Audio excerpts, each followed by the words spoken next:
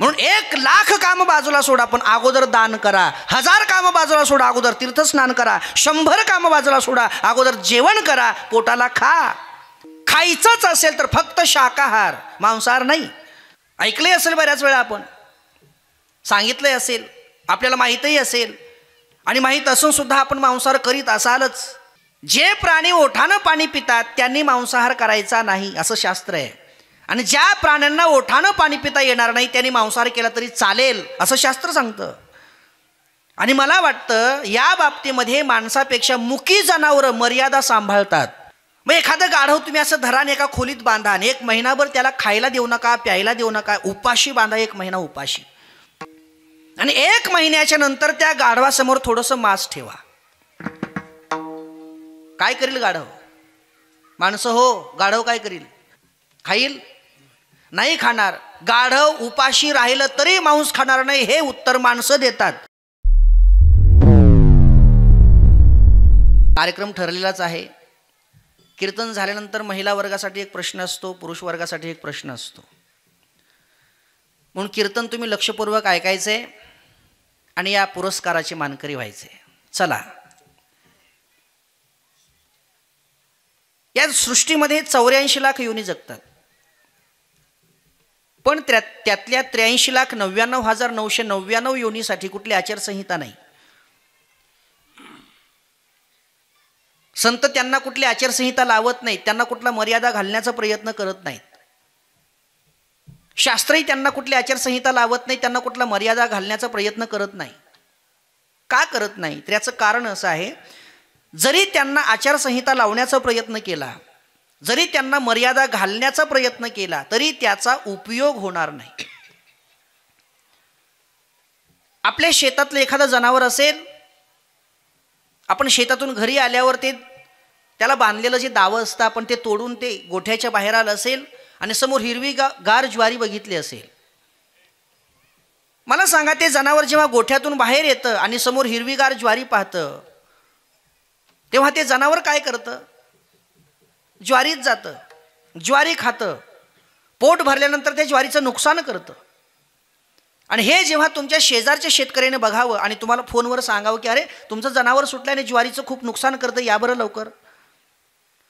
तुम्ही शेतामध्ये जावं, त्या जनावराला धरावं, परत दावणीला दोन्हीकडून दोन्ही दाव्यांनी बांधावं आणि काठी मोडेपर्यंत मारावं. जाशील का पुन्हा ज्वारीत? जाशील का पुन्हा ज्वारीत? आणि मग खूप मारून त्याला तुम्ही परत घरी यावं. आणि असं करता करता परत 15-20 दिवसांचा काळ जावा आणि परत तेच जनावर परत गोठ्यातून दावं तोडून बाहेर यावं आणि पुन्हा त्यानं समोर ज्वारी बघावी. काय करील? काय करील? ते पुन्हा ज्वारीतच जाईल का? त्याच्या लक्षात राहील 15-20 दिवसाखाली आपण याच ज्वारीत गेल्यामुळं आपल्याला मालकाने काठी मोडेपर्यंत मारलं, हे त्याच्या लक्षात राहील? नाही राहणार. ते विसरून जाईल आणि परत त्या ज्वारीत जाईल, ज्वारी खाईल आणि ज्वारीचं परत नुकसान करेल. शास्त्राला माहिती आहे, संतांना माहिती आहे, अरे बाकीच्या या 83,99,999 योनीसाठी किती जरी आचारसंहिता लावण्याचा प्रयत्न केला, किती जरी मर्यादा घालण्याचा प्रयत्न केला, तर त्याचा उपयोग होणार नाही. ते त्यांना मानवणार नाही, ते त्यांना पचणार नाही, ते त्यांच्या बुद्धीत बसणार नाही, ते त्याचं पालन करू शकणार नाहीत. पण या सृष्टी की जी मर्यादांचं पालन करू शकते, आचारसंहितेमध्ये वागू शकते, आणि ती योनी म्हणजे मनुष्य योनी. विठ्ठल विठ्ठल.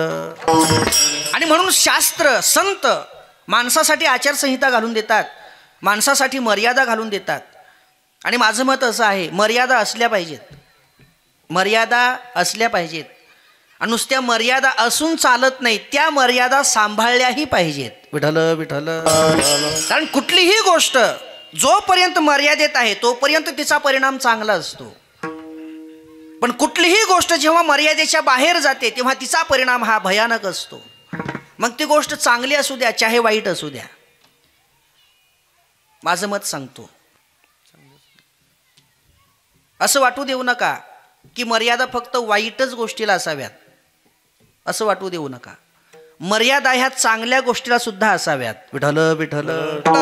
कारण कुठलीही गोष्ट मर्यादेत असणं खूप गरजेचं आहे.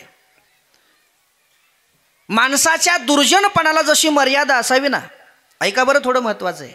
माणसाच्या दुर्जनपणाला जशी मर्यादा असावी, माझं मत आहे तशी माणसाच्या सज्जनपणाला सुद्धा मर्यादा असावी.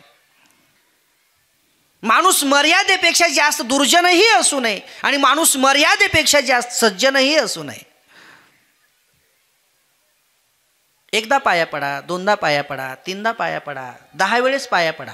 लोक 3दाच म्हणतात, मी 10 वेळेस म्हणतोय. एकदा झालं, दोनदा झालं, तीनदा झालं, बस झालं की आता मी 10 वेळेस म्हणतोय. अगर झुकने से काम होता है तो जरूर झुक जाओ.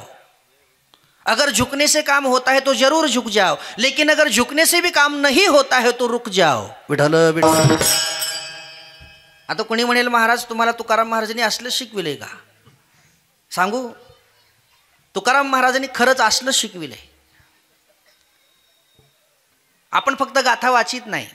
बघा गाथा उघडून तुकोबराय बोलतात, भले तरी देऊ कासेची लंगोटी, भले तरी देऊ कासेची लंगोटी, भले तरी देऊ कासेची लंगोटी, भले तरी देऊ कासेची लंगोटी, नाठाळाचे काठी देऊ माथा, नाठाळाचे काठी देऊ माथा, नाठाळाचे काठी देऊ माता, नाठाळाचे काठी देऊ माता, भले तरी देऊ कासेची लंगोटी, भले तरी देऊ कासेची लंगोटी, भले तरी देऊ कासेची लंगोटी, भले तरी देऊ कासेची लंगोटी,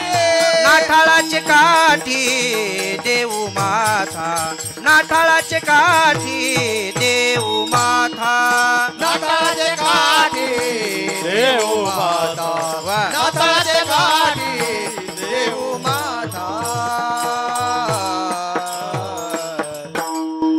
भले तरी देऊ कासेची लंगोटी. अरे भले तरी अंगावरचं धोतर काढून देऊ, पण जर गरज पडली तर एखाद्याच्या नाठाळाच्या डोक्यात काठी घालायला सुद्धा मागं पुढे पाहणार नाही. मऊ मेणाहुनी आम्ही विष्णुदास, पण एवढे मऊ नाही, कठीण वज्रास भेदवायचे एवढे कडकही आहोत. दुर्जनपणाला जशी मर्यादा असावी तशी माणसाच्या सज्जनपणाला सुद्धा मर्यादा असावी. आणि नुसती मर्यादा असून चालत नाही, त्याचं पालन केलं पाहिजे. लक्ष्मणजी, रामचंद्र प्रभू जेव्हा मारीच्याच्या मागं जातात आणि मारीच जेव्हा लक्ष्मणजींना रामचंद्र प्रभू सारखा आवाज काढून बोलावतात, लक्ष्मणा धाव, मी संकटात आहे, मला वाचव, मला तुझ्या मदतीची गरज आहे, असा रामचंद्र प्रभू सारखा आवाज त्या मारीच्यानं काढून लक्ष्मणाच्या नावानं मोठ्यानं आरोळ्या ठोकायला सुरुवात केली. तेव्हा सीतामय्या घाबरून उठल्या आणि लक्ष्मणजींना जायला भाग पाडलं. तुम्ही जाता का मी जाऊ, तुम्ही जाता का मी जाऊ. तेव्हा लक्ष्मणजीचा नाईलाज झाला. लक्ष्मणजी उठले, हातात धनुष्यबाण घेतलं आणि रामचंद्र प्रभूकडे निघाले. पण जाताना लक्ष्मणजी तसेच गेले नाही. ज्या पर्णकुटीमध्ये ते राहत होते त्या पर्णकुटीच्या बाहेर अशी एक बाणाने, अभिमंत्रित बाणाने एक अशी पूर्ण रेषा ओढली आणि ती रेषा पुराणामध्ये प्रसिद्ध झाली लक्ष्मण रेषा या नावाने. लक्ष्मण रेषा म्हणजे काय होतं, मर्यादाच होती ना. रेषा ओढली आणि लक्ष्मणजींनी सीताई साहेबांना सांगितलं, आई साहेब काही झालं तरी या रेषेच्या बाहेर जाऊ नका. रेषा म्हणजे मर्यादा आहे. काही झालं तरी या रेषेच्या बाहेर जाऊ नका. जोपर्यंत रेषेच्या आत आहात तोपर्यंत काही नुकसान नाही, काही भीती नाही, काही संकट नाही. पण जर का रेषेच्या बाहेर गेलात तर मग मात्र गंभीर परिणामाला सामोरं जावं लागेल. रेषेच्या आत राहा, मर्यादेच्या आत राहा. सांगितलं आणि गेले. पुढचं सगळ्यांना माहिती आहे. नेमकं हीच संधी साधून रावण तिथं येतो. ती रेषा रावणाला आत जाऊ देत नाही. रावण सीता मैयाला बाहेर आणण्याचा प्रयत्न करतोय. पण जोपर्यंत सीता आई साहेब रेषेच्या आत होत्या तोपर्यंत काही नुकसान झालेलं नव्हतं. पण जेव्हा सीता आई साहेबांनी ती रेषा ओलांडली, ती मर्यादा ओलांडली आणि जेव्हा ते रेषेच्या बाहेर येतात तेव्हाच मग रावणाने सीता आई साहेबांना उचलून विमानामध्ये टाकावं आणि अशोकवनात नेऊन ठेवावं. मर्यादा ह्या सांभाळण्यासाठी असतात. मर्यादा असल्या पाहिजेत, त्या सांभाळल्या पाहिजेत. आणि कुठलीही गोष्ट जोपर्यंत मर्यादेत आहे तोपर्यंत तिचा परिणाम चांगला आहे. पण जर ती का गोष्ट मर्यादेच्या बाहेर गेली तर तिचा परिणाम हा भयानक आहे. विठ्ठल विठ्ठल. शास्त्र आपल्याला मर्यादा घालतं. आपल्याला वेळेत कीर्तन करायचंय. एकच श्लोक आहे. माणसाने कोणत्या पद्धतीने आयुष्य घालवलं पाहिजे एकच श्लोक शास्त्र सांगतं. पण किती महत्त्वाचा श्लोक आहे बघा. शास्त्र असं म्हणतंय का, अरे माणसा, शतं विहाय भोक्तव्यम. शतं विहाय भोक्तव्यम याचा अर्थ असा होतो 100 कामं सोड पण अगोदर पोटाला खा. विठ्ठल विठ्ठल. 100 कामं सोडा पण अगोदर जेवा, पोटाला खा. शास्त्र असं का सांगतं याचं कारण असं आहे, अरे तुम्हाला काही जरी करायचं असेल तर हे शरीर चालणं गरजेचं आहे. आणि जर हे शरीर चालवायचं असेल तर याच्यामध्ये अन्न घालणं गरजेचं आहे. कारण शरीरातला प्राण हा अन्नमय आहे. जर आपण खाल्लं, पोट भरलं तरच आपण चालू शकू ना. 100 कामं सोडा पण अगोदर पोटाला खा. खाणं ही मर्यादा आहे. ऐका बरं लक्ष देऊन. खाणं ही मर्यादा आहे पण याच्या पुढं चला थोडंसं. खाणं ही मर्यादा आहे पण काय खाणं यालाही मर्यादा आहे. आणि किती खाणं यालाही मर्यादा आहे. विठ्ठल विठ्ठल. खाणं ही मर्यादा आहे पण काय खाणं यालाही मर्यादा आहे. उगा लोकांच्या शिव्या खायच्या का? अरे खायची असेल तर शाबासकी खा ना. अरे खायची असेल तर एखादी पाठीवर शाबासकीची थाप खा ना. खायचंच असेल तर फक्त शाकाहार, मांसाहार नाही. ऐकलंय असेल बऱ्याच वेळा, आपण सांगितलंय असेल, आपल्याला माहीतही असेल. आणि माहीत असून सुद्धा आपण मांसाहार करीत असालच. जे प्राणी ओठानं पाणी पितात त्यांनी मांसाहार करायचा नाही असं शास्त्र आहे.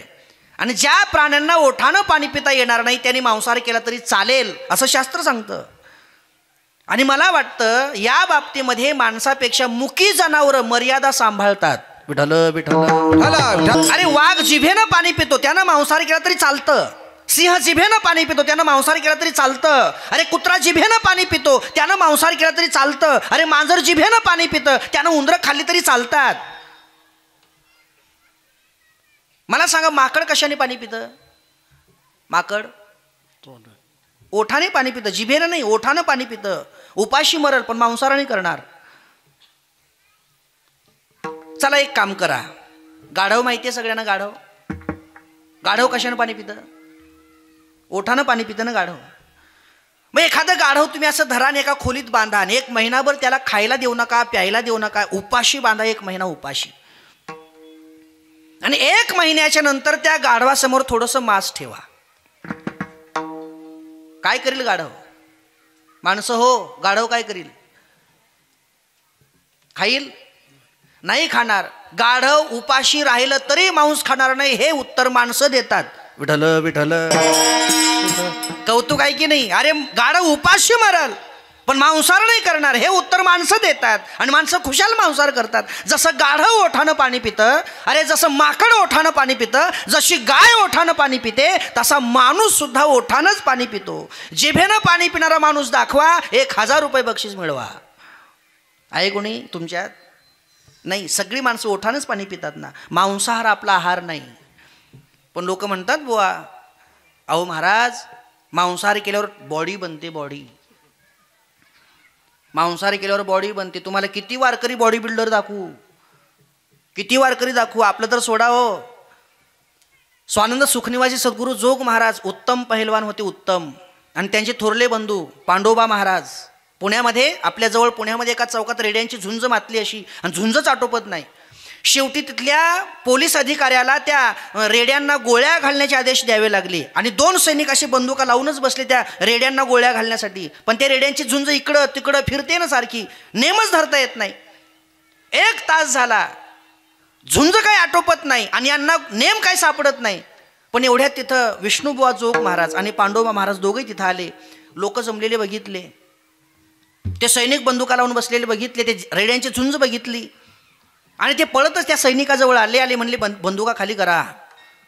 त्यांनी सांगितलं, आम्हाला आदेश आहे, रेड्यांना गोळ्या घालून ठार मारण्याचा आदेश आहे. अरे यांनी कित्येक माणसं आतापर्यंत जायबंदी केलेत, कित्येकांचे हात मोडले, पाय मोडले, यांची झुंज आटोपत नाही, हे माजलेले रेडे आहेत. आम्ही सांगतो ना तुम्हाला बंदुका खाली करा म्हणून, आम्ही सोडवतो झुंज, पण रेड्यांना मारू नका. ते पोलीस सैनिक म्हणाले तुम्ही चांगल्या घरची दिसता, लेकरा बाळाची दिसता, जावा सुखानं घरी, करू दे आमचं काम आम्हाला. ती रेड्यांची झुंज आहे, तुमचे प्राण जातील, ते तुमचा सुद्धा काटा काढतील, ते भानावर नाहीत. आल्या पावली जा निघून, आमचं काम आम्हाला करू द्या, तुम्ही तुमचं काम करा. जोग महाराज म्हटले आम्ही आमचंच काम करू, तुम्ही फक्त बंदुका खाली करा, आम्ही दोघंही त्या रेड्यांची झुंज सोडवू. बंदुका खाली केल्या आणि जोग महाराज, विष्णुबुवा जोग महाराज आणि पांडोबा जोग महाराज दोघंही त्या रेड्याच्या झुंजीजवळ जातात आणि दोघांनी 2 रेड्यांची शिंगाशी धरली. ऐका, वारकरी होते ते कट्टर माळकरी होते, एकादशीचा निराहार उपवास करणारे वारकरी होते ते. दोघांनी दोन्ही एकानं एका रेड्यांची शिंग धरली आणि दुसऱ्याने दुसऱ्या रेड्याची शिंग धरली आणि ते दोघांनी 2 रेडे अशी 1-1 किलोमीटर मागे ढकलीत नेले. ते मांसाहारी होते नाही, ते शुद्ध शाकाहारी कट्टर वारकरी होते, पण एवढं बळ त्यांच्या अंगात होतं ना, एवढं बळ त्यांच्या अंगात होतं. अरे मांसाहारी केल्यावरच बळ येतं असं काही नसतं, हा फक्त खायचा लाचरपणा आहे. विठ्ठल विठ्ठल. मला सांगा, आपण एखादी नवीन मोटार जर आणली पाण्यामध्ये सोडायला, तर आणले लोक विचारतात कितीची आहे, कितीची म्हणजे काय विचारायचं असतं त्याला, किती HP ची आहे. मग तुम्ही सांगतात 10 HP ची आहे. यातलं HP म्हणजे काय असतं, हॉर्स पॉवर. बरं, हॉर्स पॉवरचा मराठी अर्थ काय होतो, अश्वशक्ती म्हणजे घोड्याची शक्ती. या मोटारीमध्ये 10 घोड्याची शक्ती आहे, या मोटारीमध्ये 5 घोड्याची शक्ती आहे, या मोटारीमध्ये 3 घोड्याची शक्ती आहे. ऐका नीट. अरे मोटारीची पॉवर मोजायला, मोटारीची शक्ती मोजायला घोड्याच्या शक्तीचा आधार घ्यावा लागतो, मोटारीची पॉवर मोजायला घोड्याच्या पॉवरचा आधार घ्यावा लागतो. आणि तुमच्या माहितीसाठी सांगतो, घोडा हा शुद्ध शाकाहारी प्राणी आहे. विठ्ठल विठ्ठल. मांसाहार आपला आहार नाही, फक्त शाकाहार हाच आपला आहार आहे. काय खावं यालाही मर्यादा आहे, फक्त शाकाहार. आणि शाकाहार तरी किती खावा यालाही मर्यादा आहे. एक जण जेवायला बसला, तो सारखा एकदा कपाळ दाबतोय, पोट दाबतोय, कपाळ दाबतोय, पोट दाबतोय. मी म्हणलं नेमकं तुझं दुखतंय काय ते सांग, पोट दुखतंय का कपाळ. मला दुखत काहीच नाही. मग एकदा कपाळ दाबतोयस, एकदा पोट दाबतोयस, का करतोयस असं. त्यानं सांगितलं मला सवय आहे, जोपर्यंत माझं पोट कपाळासारखं निब्बर होत नाही तोपर्यंत मला खावं लागतं, आणि ज्यावेळेस कपाळ आणि पोट सारखं निब्बर लागल तेव्हा मी बंद करतो. खायलाही मर्यादा असावी. विठ्ठल. दिंडीतले वारकरी बघा, आता किती सुविधा निघाल्यावर दिंडीत सुद्धा. चहा तयार करून तुम्हाला उठवतात ती दिंडीवाले, उठा चहा तयार झालाय, तोंड धुवून या. आणि मग तुम्ही खडबडून उठता, तोंड धुता, मग चहा जवळ येता. किती प्यावा बरं चहा, किती चहा प्यावा. लई तुम्हाला जर चहाची आवडच असेल, तलपच असेल तर किती चहा प्यावा. लई झालं 1-2 कप, 2 कप चहा बस झाला ना. तांब्या तांब्या चहा पितात लोक, तांब्या तांब्या चहा पितात. आता हे काही लिमिट आहे, तांब्याभर चहा प्यायचा, लगे नाश्त्याला असं मांडी घालूनच तयार. अजून आता काय नाश्ता काय किती असतो नाश्ता, उगा पाणी प्यायला आधार म्हणून नाश्ता असतो. उपाशी पोटी पाणी पिऊ नये म्हणून पाणी प्यायचा आधार म्हणून नाश्ता. लोक कष्ट फिटूस तर नाश्ता करतात. परत दुपारची गुलाबजामुनाची पंगत, अगदी 50च्या पुढं गुलाबजामुन, आणि परत संध्याकाळची जिलेबी पोटभर. मागचा पुढचा विचारच नाही. आपल्याला उद्या सकाळी लवकर उठायचंय, दिवसभर चालायचंय, हे आपल्याला पचायचं नाही, काही विचार नाही. तांब्याभर चहा, पोटभर गुलाबजामुन, पोटभर नाश्ता, पोटभर संध्याकाळचं जेवण. खायला मर्यादाच नाही. आणि अशी ज्याला खायला मर्यादाच नसते ना, तो पुन्हा दुसऱ्या दिवशी दिवसभर दिंडीत दिसतच नाही. मग ऊसाच्या फडात, डाळिंबाच्या बागात, बांधाच्या पलीकडं 2 दिवस पुन्हा तो दिंडीतच येत नाही. अरे वेड्या, अगोदरच विचार करायचा. मग विठ्ठल विठ्ठल. युक्त आहार विहार नेम इंद्रियासी सार, नसावी बाजार निद्रा बहु भाषण. युक्त आहार विहार नेम इंद्रियासी सार, नसावी बाजार निद्रा बहु भाषण. तुकोबाराय सांगतात, युक्त आहार विहार नेम इंद्रियासी सार. अरे खायला मर्यादा असावी, बोलायला मर्यादा असावी, पाहायला मर्यादा असावी, झोपायला मर्यादा असावी. खाणं ही मर्यादा आहे ऐका, पण काय खाणं यालाही मर्यादा आहे, किती खाणं यालाही मर्यादा आहे. 3 रुपये टक्क्यापर्यंत ठीक आहे ना. विठ्ठल विठ्ठल विठ्ठल. हसताय म्हणजे तुम्हाला कळतंय. 15-20% जायची काही गरज आहे का? 3 रुपये टक्क्यात कमी पडतंय का? अरे 3 रुपये टक्क्यात सुद्धा तुमचं मुद्दल 2 वर्ष 10 महिन्यात दुप्पट होतं. मी गणित करूनच आलो येताना. मला सांगा मग 2 वर्ष 10 महिन्यात तुमचं मुद्दल दुप्पट करून देणारी कुठली बँक आहे सांगा, कुठलं फायनान्स आहे सांगा, कुठली पतसंस्था आहे? काही नाही. अरे 2 वर्ष 10 महिन्यात तुम्हाला कुणीही दुप्पट पैसे करून देत नाही. मग 3 रुपये टक्क्यात काय आहे? बिघडायलंय का? पोटच भरत नाही लोकांचं. समोरचा जेवढा जास्ती अडचणीत असेल ना तेवढा याचा टक्का वाढतो. आणि परत वरून काय पोत्र फिरवतो, माझे नाहीत बरं का, दुसऱ्याचे आहेत. विठ्ठल विठ्ठल. अरे असतात तर याचेच, पण दुसऱ्याचे म्हणून देतो. पण एक लक्षात घ्या, जरूर मोठं व्हा. ऐका माझं, जरूर मोठं व्हा, जरूर पैसा कमवा, पण लोकांच्या दुबळेपणाचा गैरफायदा घेऊन नाही. विठ्ठल विठ्ठल. जरूर मोठं व्हा, पण लोकांच्या परिस्थितीचा गैरफायदा घेऊन नाही. चांगल्या मार्गाने व्हा. कारण गरीब माणसं तुमचं व्याजही देतील, मुद्दलही देतील, पण त्याच्यासोबत त्यांचा तळतळाटही देतील, हे लक्षात घ्या. आणि जीवनामध्ये घ्यायचं असेल तर एखाद्याचा आशीर्वाद घ्या, तळतळाट घेऊ नका. आणि त्यातल्या त्यात गरीबाचा तर अजिबात घेऊ नका. कबीरांचा दोहा देतो, दुर्बल को न सताइये, दुर्बल को न सताइये, जाकी मोठी हाय. हाय म्हणजे तळतळी, हाय म्हणजे तळतळाट, मोठी, खूप मोठा तळतळाट. मला सांगा, लोहाराकडे किंवा घिसाड्याकडे जे भातं असतं असं फुंकायचं, ते हवा जे धरून असं सोडतं, ते कशाचं असतं? ते कशाचं असतं? चामड्याचं. जिवंत चामड्याचं का मेलेल्या? मेलेल्या चामड्याचं असतं. ते मेलेल्या चामड्याचं कातडं असतं, पण लोखंडाला वितळवतं की नाही? मेलेलं चामडं आहे पण ते लोखंडाला वितळवतं. कबीर महाराज बोलतात, दुर्बल को न सताइये, जाकी मोठी हाय. मरी खाल की सांस से, मरी खाल की सांस से लोहा भस्म हो जाय. अरे मेलेल्या कातड्याने जसं लोखंड भस्म होऊन जातं, तसा गरीब माणसाचा तळतळाट आयुष्य उद्ध्वस्त करून टाकतं. विठ्ठल विठ्ठल.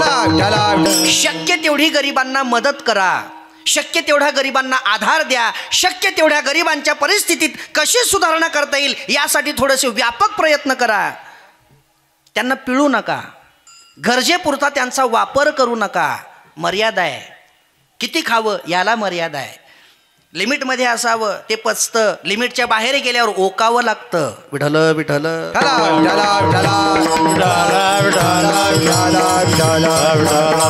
म्हणून तुकोबाराय बोलतात, 100 कामं सोडा, अगोदर पोटाला खा.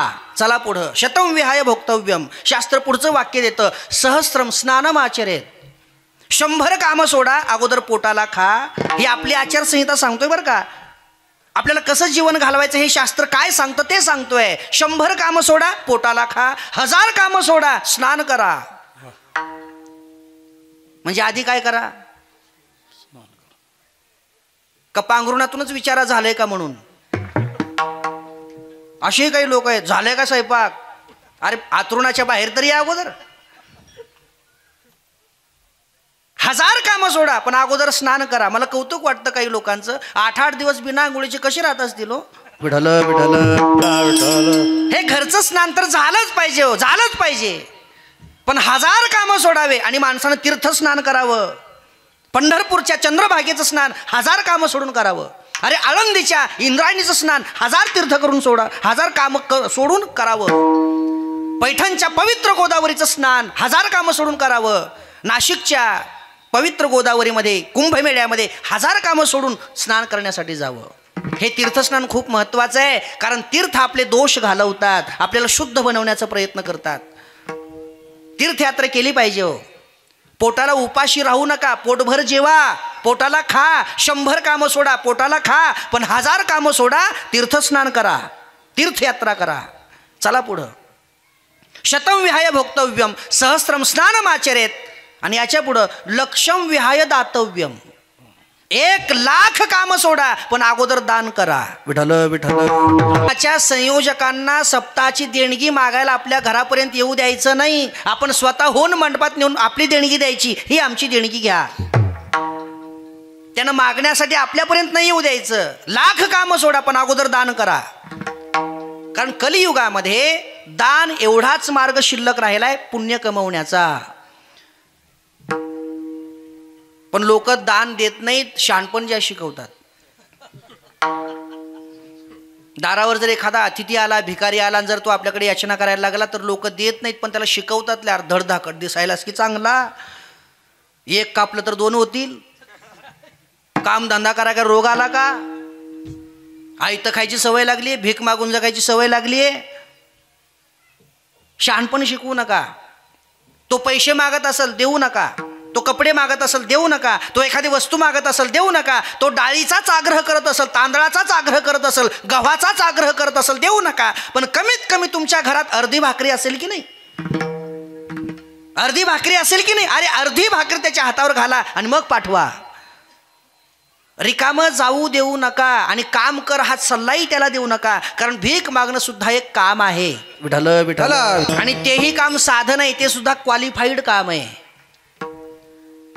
मला सांगा, डॉक्टर होण्यासाठी क्वालिफिकेशन लागते की नाही? पात्रता लागते की नाही? इंजिनियर व्हायला क्वालिफिकेशन लागतं, डॉक्टर व्हायला क्वालिफिकेशन लागतं, अरे लेक्चरर व्हायला क्वालिफिकेशन लागतं, शाळा मास्तर व्हायला क्वालिफिकेशन लागतं, बँकेचा मॅनेजर व्हायला क्वालिफिकेशन लागतं, कीर्तनकार व्हायला क्वालिफिकेशन लागतं, वादक व्हायला क्वालिफिकेशन लागतं, गायक व्हायला क्वालिफिकेशन लागतं. अरे साधा सेवक व्हायचं म्हणलं तरी क्वालिफिकेशन लागतं ना. तसं भिकारी व्हायचं म्हणलं तरी सुद्धा क्वालिफिकेशनच लागतं. अरे भिकारी होण्यासाठी सुद्धा पात्रता असावी लागते. ती आपल्याकडे नाही, ती आपल्याकडे नाही. कारण भिकारी होण्यासाठी माणूस निर्लज्ज असावा लागतो. आपण आहेत का? आहेत का? नाही. भीक मागण्यासाठी माणसाने पानसट असावं लागतं. आपण आहेत का? नाही ना. मग मागू द्या ना त्याला. विठ्ठल विठ्ठल. अरे जे काम आपल्याला जमत नाही तो ते काम करतोय, त्याला काम कर म्हणून सल्ला देऊ नका. अर्धी भाकरी त्याच्या हातावर घाला आणि मग जाऊ द्या. रिकामं जाऊ देऊ नका. ऐका, जर तुमचा ज्ञानोबारायांवर आणि तुकोबारायांवर जर विश्वास असेल तर मी दोघांची प्रमाणं देतो. ऐका, आपल्या दारात आलेला अतिथी जर विन्मुख गेला तर ज्ञानोबाराईही सांगतात आणि तुकोबाराईही सांगतात, तो विन्मुख जात नाही, तो रिकामा जात नाही, आपलं भाग्य घेऊन जातो. विठ्ठल विठ्ठल. ज्ञानोबारायांची उभी आहे. ज्ञानोबाराय बोलतात, विमुख गेलिया अतिथी, विमुख गेलिया अतिथी, नेई सर्व सुकृताची संपत्ती. आपलं सगळं भाग्य तो घेऊन जातो, रिकामा जात नाही. हे ज्ञानोबाराय बोलतात आणि तुकोबाराय सुद्धा तेच सांगतात. आपुले रोकडे सत्व जाय, आपुले रोकडे सत्व जाय, आपुले रोकडे सत्व जाय, आपुले रोकडे सत्व जाय. आलिया अतिता म्हणत सा पुढे, आलिया अतिता म्हणत सा पुढे, आलिया अतिता म्हणत सा पुढे, आलिया अतिता म्हणत सा पुढे. आपुले रोकडे सत्व जाय, आपुले रोकडे सत्व जाय, आपुले रोकडे सत्व जाय, आपुले रोकडे सत्व जाय, सत्व जाय. अरे आलिया अतिता म्हणत तसा पुढे, आपुले रोकडे सत्व जाय. जर रिकामा गेला, विन्मुख गेला तर तो आपलं पुण्य घेऊन जातो. आणि याच्या परिणामात 2 जन्मानं का होत नाही, 3 जन्मानं का होत नाही, पण आपल्याला सुद्धा रस्त्यावरच यावं लागतं. एक फॉर्च्युनरवाला माणूस असा टोल नाक्यावर टोलला ते थांबली ना गाडी, आणि त्याचा टोल कटला आणि त्याची गाडी पुढे आली की एक भिकारी समोर आला आणि म्हणला, सावकार 10 रुपये द्या. तो आतला सावकार म्हणला, सुट्ट नाही. अहो 5 रुपये तर द्या. मला सुट्टं नाही. 2 रुपये तर द्या, मला सुट्टं नाही. अहो 1 तर रुपये द्या, म्हणला सुट्टं नाही. म्हणलं कितीची नोट आहे? 100ची आहे. द्या 100, मी 90 परत देतो. 100 द्या, मी 90 परत देतो. आतला सावकार म्हणला मला द्यायचे नाही. तो भिकारी म्हणला मग मध्ये काय करताय, बाहेर या माझ्यासोबत.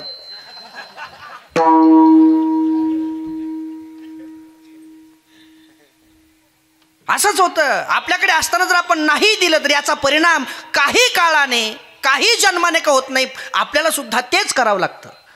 म्हणून 1,00,000 काम बाजूला सोडा, पण अगोदर दान करा. 1000 काम बाजूला सोडा, अगोदर तीर्थस्नान करा. 100 काम बाजूला सोडा, अगोदर जेवण करा, पोटाला खा.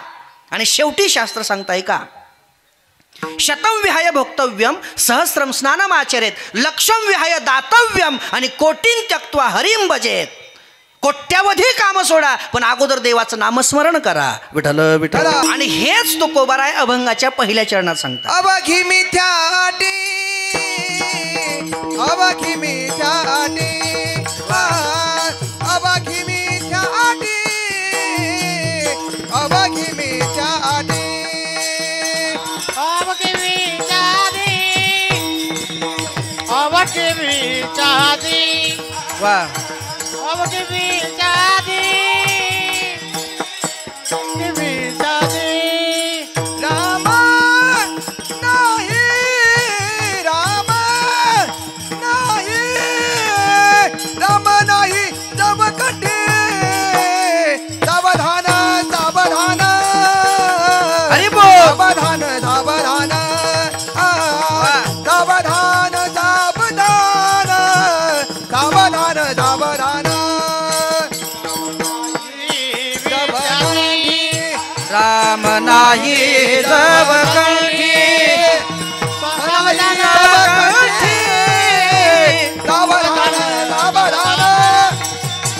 सावधान सावधान. सावधान सावधान, वा. सावधान सावधान, सावधान सावधान. वा. अवघी मिथ्याटी, अवघी मिथ्याटी. तुकोबाराय सांगतात सगळी कामं सोडा, पण अगोदर देवाचं नामस्मरण करा, अगोदर देवाचं भजन करा, त्याचं चिंतन करा, त्याला आठवा. चला बोला, जेवायला किती कामं सोडायची? 100. स्नानाला किती कामं सोडायची? 1000. दानाला किती कामं सोडायची? 1,00,000. आणि भजनाला किती कामं सोडायची?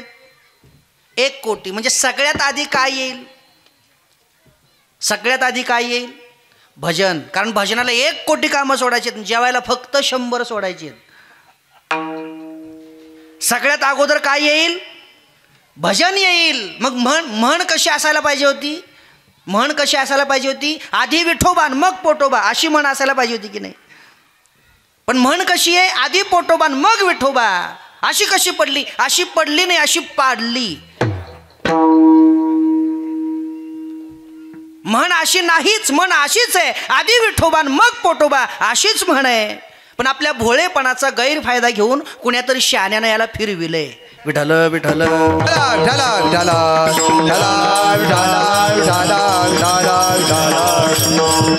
अरे श्लोकात जरी सगळ्याच्या आधी सांगितलं असं तरी करायला सगळ्याच्या शेवटी करायचंय, हे लक्षात घे. निवळच खाणं डोळ्यासमोर ठेवून करू नको. सगळ्यात पहिलं देवाचं नामस्मरण कर, सगळ्यात पहिलं. कारण हे आयुष्य भजनासाठीच मिळालंय. आपण रोज ऐकतो, देवे दिला देह भजना गोमटा. कशावरून? कौग तुकाराम महाराज सांगतात म्हणून नाही. वा.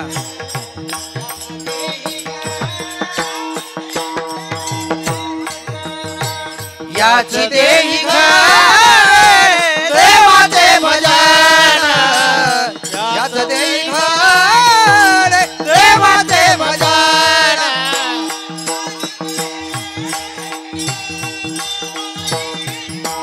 वा. ज्ञान नाही,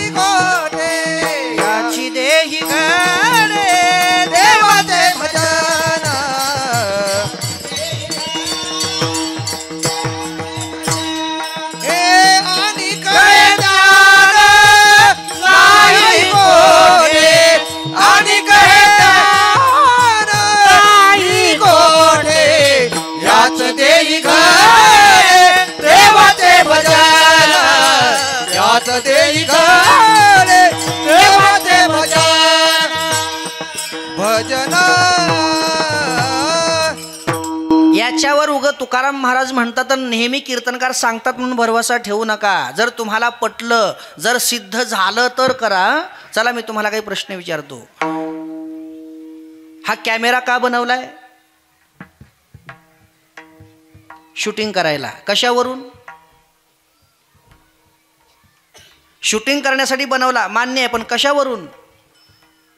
फक्त तोच शूटिंग करतो म्हणून. बरोबर आहे का? साऊंड शूटिंग करतं, पखवा शूटिंग करतो का? नाही नाही. मग फक्त कॅमेरा शूटिंग करतो म्हणून तो शूटिंग करण्यासाठीच बनवला, हे सिद्ध होतं. चला, हा बल्ब का बनवला? उजेड देण्यासाठी. कशावरून? कशावरून? उजेड देतो म्हणून का कॅमेरा उजेड देतो? नाही नाही, उजेड बल्बच देतो आणि शूटिंग कॅमेराच करतो. अरे कॅमेरा शूटिंग करण्यासाठीच बनवला, बल्ब उजेड देण्यासाठीच बनवला, मृदंग वाजवण्यासाठीच बनवला, माईक बोलण्यासाठीच बनवला, घड्याळ वेळ सांगण्यासाठीच बनवली, पंखा हवा देण्यासाठीच बनवला, भाकरी खाण्यासाठीच बनवली. ऐका, खाता फक्त भाकरीच येते म्हणून भाकरी खाण्यासाठीच बनवली. शूटिंग फक्त कॅमेराच करतो म्हणून कॅमेरा शूटिंग करण्यासाठीच बनवला. वाजतो फक्त मृदंगच म्हणून तो वाजवण्यासाठीच बनवला. वेळ फक्त घड्याळच सांगते म्हणून ती वेळ सांगण्यासाठीच बनवली. प्रकाश फक्त बल्बच देतो म्हणून तो प्रकाश देण्यासाठीच बनवला. हवा फक्त फॅनच देतो म्हणून तो हवा देण्यासाठीच बनवला. तसं भजन फक्त हाच देह करतो, भजन फक्त याच देहात करता येतं म्हणून हाच देह भजनासाठी बनवला. हे सिद्ध होतं, हे सिद्ध होतं. इतर देहात भजन करता येत नाही, याच देहात करता येतं म्हणून हाच देह भजनासाठी बनवलाय, हे सिद्ध होतं. विठ्ठल विठ्ठल विठ्ठला विठ्ठला विठ्ठला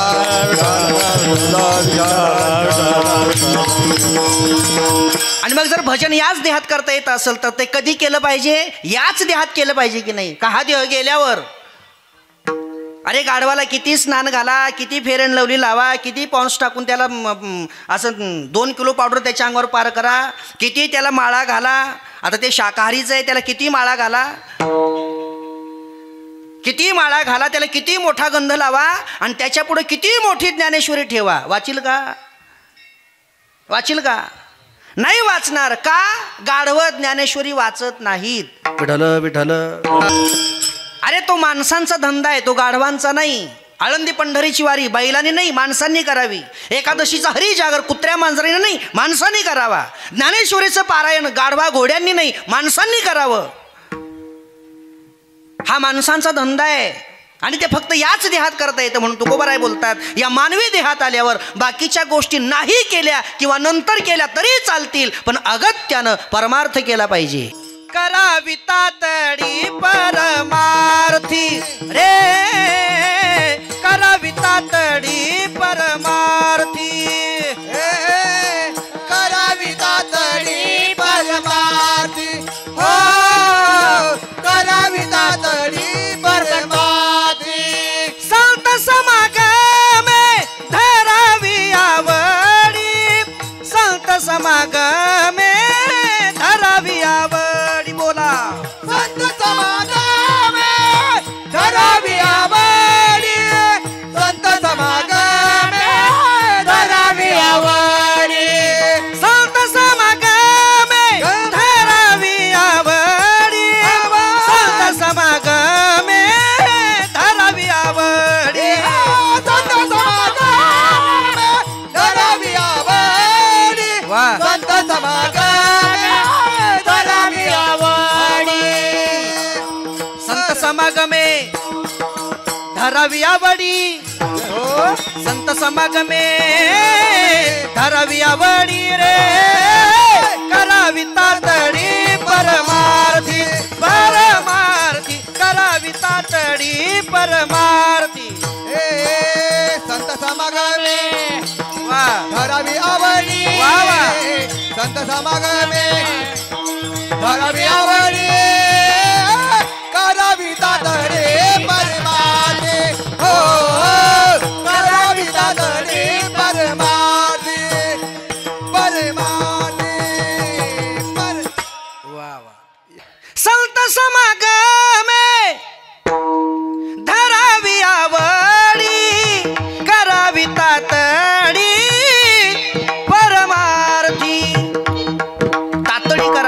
कामासाठी करा, बघू नंतर म्हणू नका, अगोदर.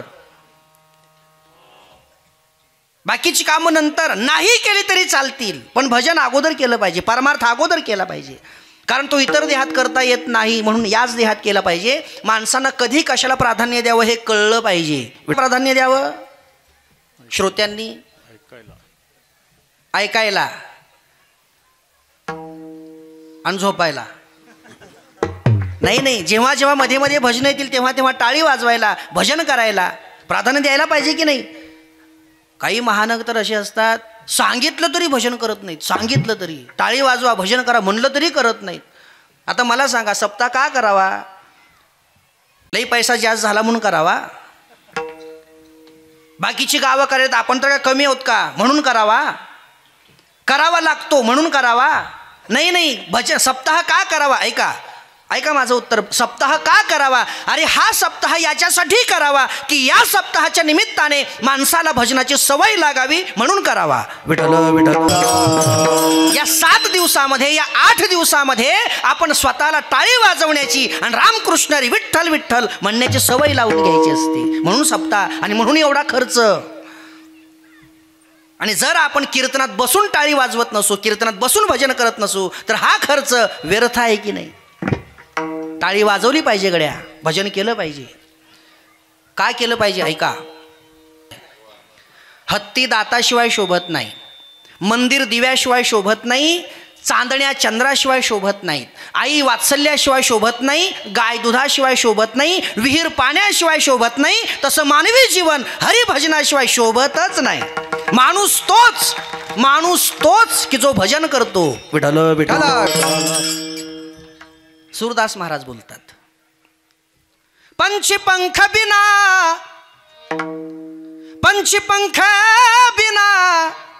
हस्ती दंत बिना नारी पुरुष बिना कूपनीर बिना धेनु क्षीर बिना मंदिर दीप बिना सुमिरन करले. ऐका. सुमिरन करले मेरे मना तेरी बीती उमर हरी नाम बिना सुमिरन करले पंचपंख बिना. अरे मानवी जीवन जर शोभायमान बनवायचं असेल, मानवी जीवन जर सार्थ बनवायचं असेल, तर परमार्थाशिवाय आणि भजनाशिवाय पर्याय नाही. विठ्ठल विठ्ठल. म्हणून तुकोबाराय बोलतात, अवघी मिथ्या अटी राम नाही जवकंठी. बाकीच्या प्रयत्नांना काही किंमत नाही. जर तू परमार्थ करत नसशील, देवाला आठवत नसशील, देवाचं चिंतन करत नसशील, तर तुझ्या बाकीच्या करण्याला काही किंमत नाही. आणि जर तू फक्त परमार्थच करत असशील आणि बाकीचं काही करत नसशील, तर तुझं जीवन सार्थ आहे. कारण आयुष्य त्याच्यासाठीच मिळालंय. अनेक गोष्ट लक्षात घ्या. जी वस्तू ज्याच्यासाठी मिळाली त्याच्यासाठीच वापरा, तर कामाला येते, नाहीतर वाया जाते. विठ्ठल विठ्ठल. एक दुकानदार छत्री घ्यायला, एक माणूस छत्री घ्यायला दुकानात गेला आणि दुकानदाराला, मला दुकानदार एक चांगली छत्री द्यावर, दरवर्षीच मोडायली छत्री, एक चांगली द्या. दुकानदार म्हणला 50ची देऊ का 500ची देऊ? गिरायकाने विचारलं 50च्यात आणि 500च्यात काय फरक आहे? म्हणला 50ची गॅरंटी नाही, 500ची गॅरंटी आहे. गिरायकाने विचारलं किती वर्षाची गॅरंटी आहे? त्यानं सांगितलं 100 वर्षाची गॅरंटी आहे. गिरायकाने विचार केला, दरवर्षी 50 घातले तर 10 वर्षात 500 व्हायलेत आणि गॅरंटी 100 वर्षाची आहे, म्हणजे 490 वर्ष फुकट वापरायला मिळेल छत्री. म्हणला काही हरकत नाही, हे घ्या 500 रुपये द्या म्हणला छत्री, पण गॅरंटीची पाहिजे. म्हणला हो गॅरंटीची. 500 रुपये रोख दिले, छत्री घेतली, पावती घेतली, पावतीवर आजची तारीख टाकली, याचं नाव टाकलं, छत्रीचा नंबर टाकला, नंबरची छत्री होती बरं का ती, हां छत्रीवर छत्रीचा नंबर टाकला आणि पावती फाडून ते गिरायकाच्या हातात दिली. गिरायकाही मोठ्या खुशीनं ती पावती खिशात ठेवून निघालं. पण जाता जाता परत विचारलं, दुकानदार नक्की सांगा बरं का, दुकानातच हाव तोपर्यंत नक्की सांगा, 100 वर्षाची गॅरंटी आहे ना? दुकानदार म्हणला, हो दादा एकदा नक्की नाही, हो दोनदा नक्की. ऐका, माझ्या छत्रीची 100 वर्षाची गॅरंटी आहे, पण 2 गोष्टी लक्षात ठेवा, छत्री उन्हात कधी नेऊ नका आणि पावसात कधी भिजवू नका.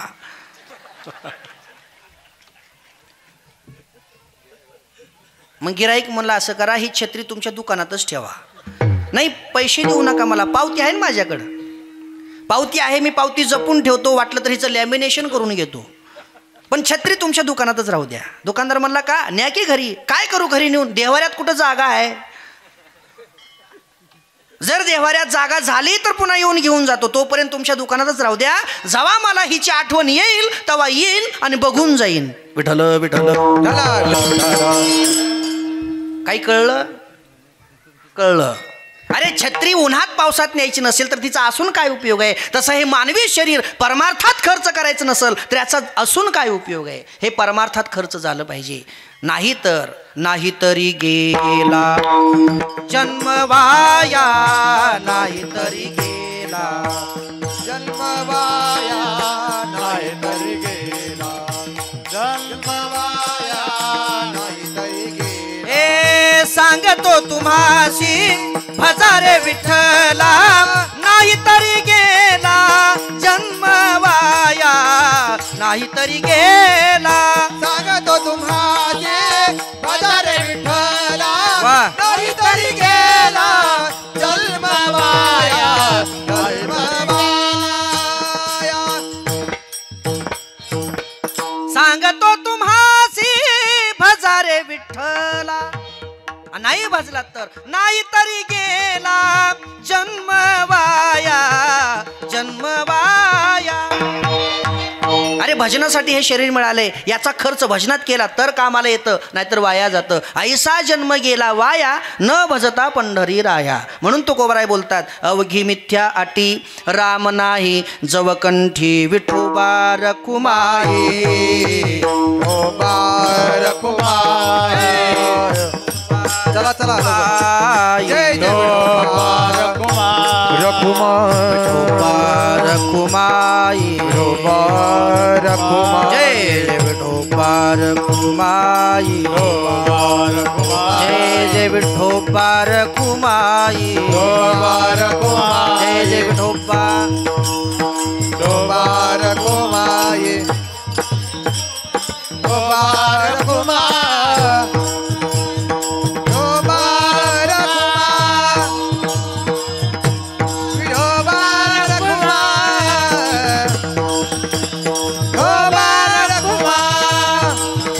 ओ बार कुमार, ओ बार कुमार, ओ बार कुमार, ओ बार कुमार, ओ बार कुमार, ओ बार कुमार, ओ बार कुमार, ओ बार कुमार, ओ बार कुमार, हरी विठ्ठल श्री ज्ञानदेव तुकाराम.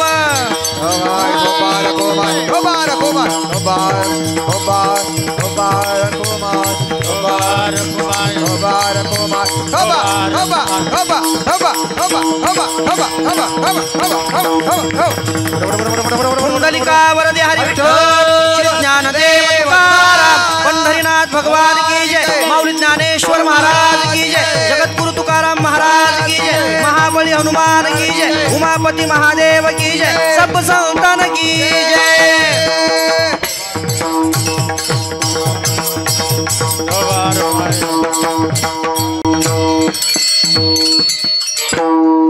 आजच्या सेवेचे यजमान आदरणीय श्री सुदामजी बळवंतजी पवार, त्यांचे चिरंजीव आदरणीय मिलिटरीमॅन आकाशजी सुदामजी पवार यांच्याकडून ही आजची कीर्तनाची सेवा आहे. एकदा त्यांच्या सन्मानार्थ सगळ्यांनी जोरात टाळ्या वाजवा. वा. आणि मी सुद्धा त्यांच्या सन्मानार्थ त्यांच्यासोबत एक सेल्फी घेतो. विठ्ठल विठ्ठल. पण काही माणसं आता इतका वेळ आपण त्याच विषयावर बोललो की नाही. देवे तिला देह भजना गोमटा, परमार्थ करावा, चिंतन करावं, भजन करावं. आणि एवढं सांगून आपण विठोबा रुक्माईचं भजन घेतलं आहे की नाही. म्हणजे जवळजवळ 1.25 तासाला, आता 9:15 वाजले ना, 7:30 ते 9:15, 1.25 तास मी हेच बोललो आणि एवढं बोलून भजन घेतलं. आता भजन एवढं बोलून घेतल्यावर टाळी वाजून भजन सगळ्यांनी केलं पाहिजे की नाही हो? मनाने केलं पाहिजे की नाही? बऱ्याच लोकांनी मनाने केलं भजन, काही अडचण नाही. ज्यांनी मनानं टाळी वाजविली असेल आणि ज्यांनी मनानं भजन केलं असेल त्यांना अगदी अंतःकरणापासून धन्यवाद. पण ज्यांनी एवढं सांगून सुद्धा भजन केलं नसेल आणि एवढं सांगून सुद्धा टाळी वाजवली नसेल त्यांना आता कीर्तन झाल्यावर पहिल्या पंक्तीला बसू द्या. का ते त्याच कामाचे आहेत. विठ्ठल विठ्ठल. पण काही माणसं एवढं सांगून सुद्धा जर अजून परत प्रश्न करतात, नाही महाराज नाही केलं तर काय होईल, नाही केलं तर काय होईल. अरे नाही केलं तर दोन प्रकारचं नुकसान आहे. कोणतं नुकसान आहे? नाही केलं तर हा जन्म वाया जाईल, नाही केलं तर हा जन्म वाया जाईल आणि हा जन्म पुन्हा भेटणार नाही. दोन्हीकडून नुकसान आहे. हा जन्म आत्ता वाया जाईल आणि हाच देह पुन्हा भेटणार नाही. म्हणून तुकोबाराय दोनदा सावधान करतात अभंगाच्या दुसऱ्या चरणामध्ये.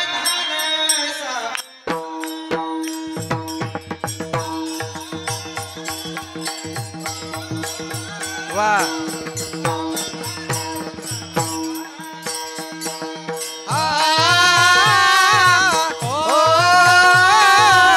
सावधान सावधान.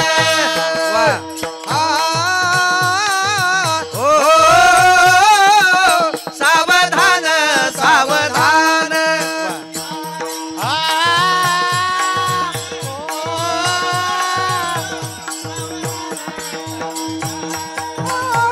वा वा.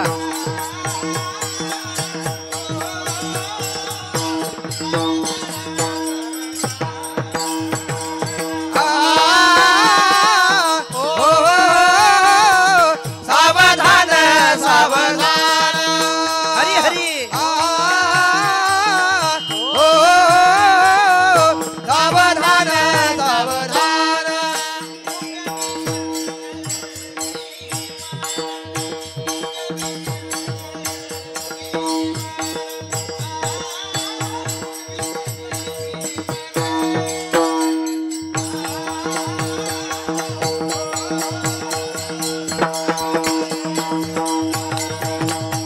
वा.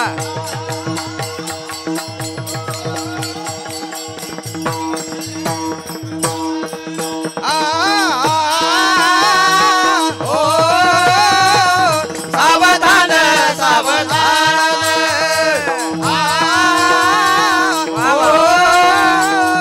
सावधान सावधान.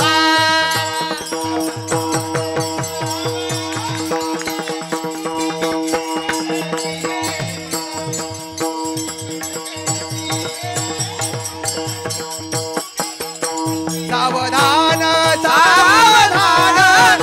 उगवी संकल्पी हे मन, उगवी संकल्पी हे मन, उगवी संकल्पी हे मन.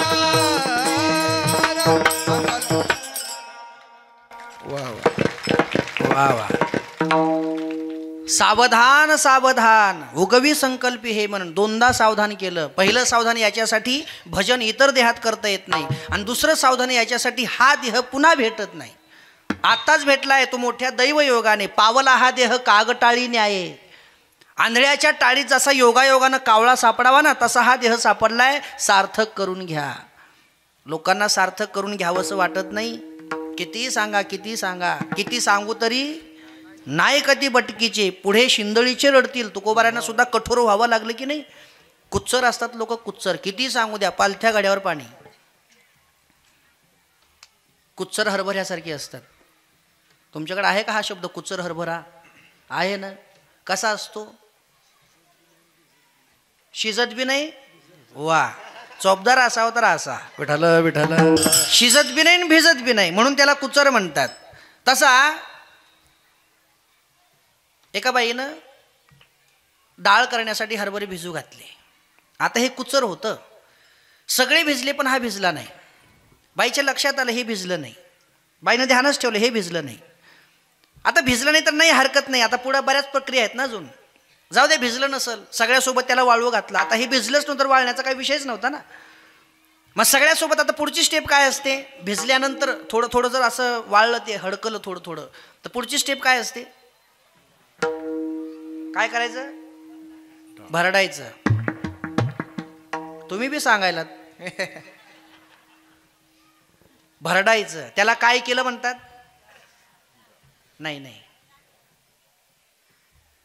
डाळ शेवटी एकदम नुसते एका हरभऱ्याचे 2 भाग करणं याला डाळ म्हणत नाहीत, याला डोळ म्हणतात. याला डोळ हा शब्द आहे. एका हरभऱ्याचे 2 भाग, त्याला डोळ करायचं, त्याला भरडायचं. एका हरभऱ्याचे 2-2 भाग करायचे. सगळे हरभरे फुटून बाहेर येतात, पण कुचर अखंडच बाहेर येतो. बाईच्या लक्षात बसतं. बाई म्हणते तुला भिजवलं, भिजला नाहीस, जात्यात घातलं, फुटला नाहीस. हरभरा म्हटला मला कुचर हरभरा म्हणतात. बाई म्हणली मला बी शांताबाई म्हणतात. अजून हाय पुढं स्टेप, दाखवते तुला. हरभरा म्हटला दाखव. मग त्याच्या पुढची स्टेप, त्याला उखळामध्ये घातलं जातं आणि उखळामध्ये हलक्या हलक्या हाताने त्याला असं मारलं जातं. कशासाठी? ते टर्फल जे असतं ना ते बाजूला व्हावं म्हणून. ते टर्फल बाजूला व्हावं आणि ओरिजिनल डाळ बाजूला व्हावी म्हणून ते उखळामध्ये घालून त्याला असं हलक्या हाताने मारायचं असतं. पण त्या बाईने काय केलं, कुचर तेवढा उचलला, एकच उचलला, एवढा एकच उखळामध्ये ठेवला आणि त्या हरभऱ्याला सांगितलं एका दणक्यातच तुला फोडते की नाही बघ. हरभरा म्हणला बघ मारून. त्या बाईनं असं मुसळ उचलून असा एक दणका दिला की असं त्या हरभऱ्यावर असा दिशी दणका दिला, उचललं. असं दणका देऊन तो मुसळ उचललं आणि खाली बघितला, हरभराच गायब आहे. हरभराच नाही. ती बाई असं उखळात वाकून बघते, ती हरभराच नाही. हरभरा मुसळातून म्हणतोय वर बघ, वर वर बघ. म्हणला मी मुसळात आहे. बाईनं त्याला ते मुसळातलं त्याला मारतूल घालून काढलं. फुटला नाही, फुटला नाही. बाई म्हणली तुला पाण्यात घातलं, भिजला नाहीस, जात्यात घातलं, भरडला नाहीस, उखळात घातलं तरी फुटला नाहीस. हरभरा म्हणला मी कुचर हरभरा आहे. बाई म्हणली मी बी शांताबाई आहे. हरभरा म्हणला आता काय करशील? बाई म्हणते दाताखाली रगडते. त्यानं ते मुसळातलं काढलं आणि तसाच दाताखाली रगडला. दात हल्ला, हो दात हल्ला, पण हरभरा नाही फुटला. हरभरा म्हणला आता कसं वाटतंय? दात हल्ल्यावर, दाढ हल्ल्यावर तो हरभरा म्हणतो आता कसं वाटतंय? बाई म्हणते मला जसं वाटत तसं वाटू दे, पण तुला दाखवतेच. हरभरा म्हणतो आता काय करशील? काय करशील? तसाच गिळते. सांगू का पुढचं?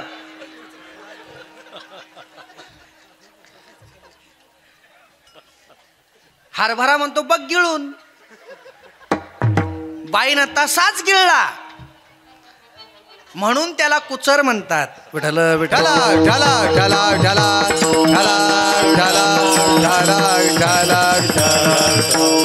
अशी बरीच माणसं आहेत. नाहीच केल्यावर काय होतं? काय होतं? येथे कोणाचे काय बाय गेले, ज्याचे त्याने अनहित केले. पण आमचं सावधान करणं काम आहे. सावधान सावधान उगवी संकल्पी हे मन.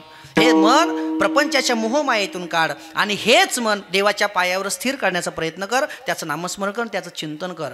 ठीक आहे महाराज, करीन. करशील ना? हो करीन.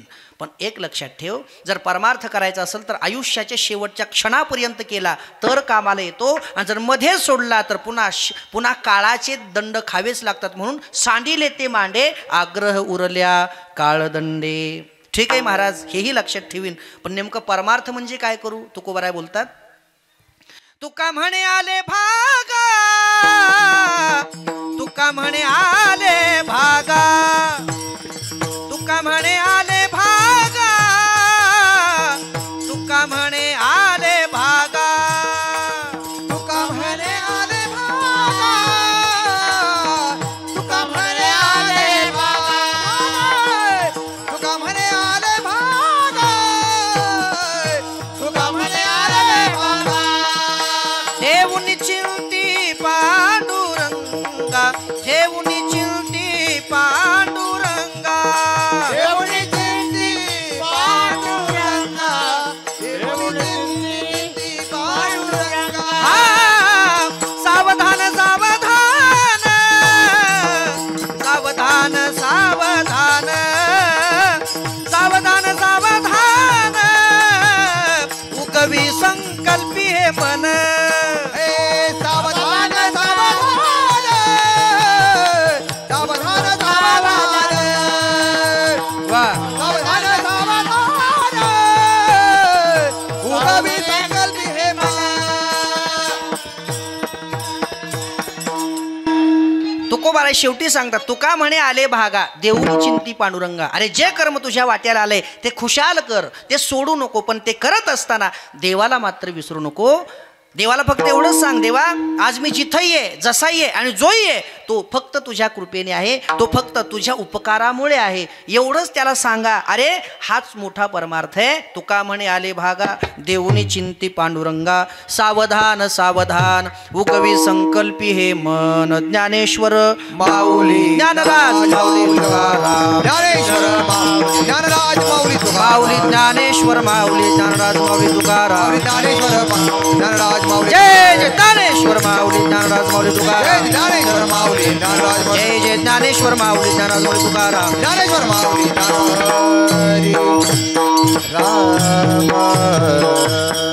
एकदा सगळ्यांनी हात वर करा. एक शेवटचं भजन. एकानं सुद्धा हात खाली ठेवू नका. ज्यांना ज्यांना देवाने हात दिलेत त्या सगळ्यांनी हात वर करा आणि 2 मिनिटं मस्त तुकोबाऱ्यांचं भजन करा. तुकाराम तुकाराम तुकाराम तुकाराम बोला म्हणा.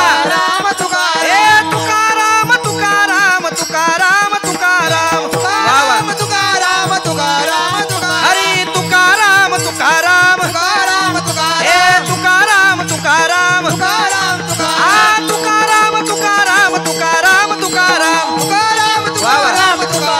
हरी हरी तुकाराम तुकाराम तुकाराम तुकाराम तुकाराम तुकाराम तुकाराम तुकाराम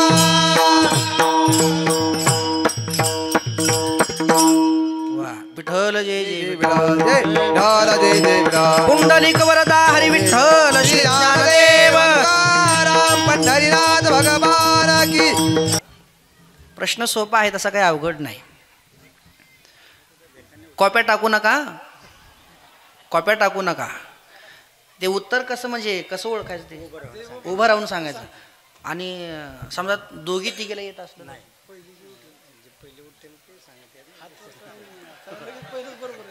ना, तर समजा चला मी फक्त प्रश्न विचारतो, बाकी तुमचं तुम्ही बघा. प्रश्न असा आहे, जर कोणाचा मोबाईल चालू असेल तर बंद करून ठेवा. हां, स्क्रीन ऑफ करा. आणि प्रश्न आहे का, प्रश्न खूप सोपा आहे. आपला महिलांसाठीचा प्रश्न असा आहे, आत्ता आपण ज्या अभंगावर कीर्तन ऐकलं तो अभंग कोणता होता? फक्त सुरुवातीचं अर्धचरण सांगायचं. बोला. हा हा. नाही मिथ्या अटी राम नाही जवकंठी. हां ठीक आहे. शब्दात थोडंसं मागं पुढं झालं. अवघी मिथ्या अटी राम नाही जवकंठी. ठीक आहे, चालते, काय अडचण नाही. तुमचं उत्तर बरोबर आहे. चला टाळी वाजवा. कमीत कमी एवढं तरी ध्यानात राहणं महत्त्वाचं आहे. नाही तर बऱ्याच लोकांची ते अभंगच ध्यानात राहत नाही, बाकी सगळंच लक्षात राहतं. आता पुरुषांसाठी एक प्रश्न आहे. आपण कीर्तनासाठी जो अभंग घेतला होता त्याचं 3रं चरण काय? या कलाय नाही यायचं.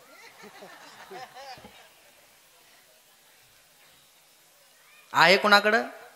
मोबाईलमध्ये बघू नका, आता नाही यायचं. हां, हे 2रं चरण आहे. उगवी संकल्पी हे मन हे 2रं चरण आहे. चला अजून बोलताना मी बोलून गेलो. रामचंद्र प्रभू, आता हे सगळ्यांना येतं, हात वर करा फक्त. रामचंद्र प्रभू ज्या राक्षसाच्या मागं धनुष्यबाण घेऊन धावले होते तो राक्षस कोण होता? अरे अरे बसून नका सांगू. कोण सांगितलं? उठून उभं राहा. वा वा, या या ये इकडं. टाळी वाजवा त्याच्यासाठी. छान छान छान. आणि तुम्ही पण या इकडं वर ये. वा, लेकरांना पूर्ण प्रश्न उत्तम म्हणजे प्रश्न विचारण्याच्या लगेच बरोबर एका सेकंदात उत्तर दिलं. वा वा, छान. लेकरांनी पण कीर्तन असं ऐकलं पाहिजे.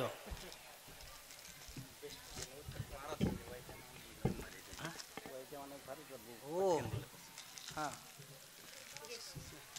दोन हात कुंडलिकावर हरी विठ्ठल श्री ज्ञानदेव तुकाराम भगवान पंढरीनाथ महाराज की जय.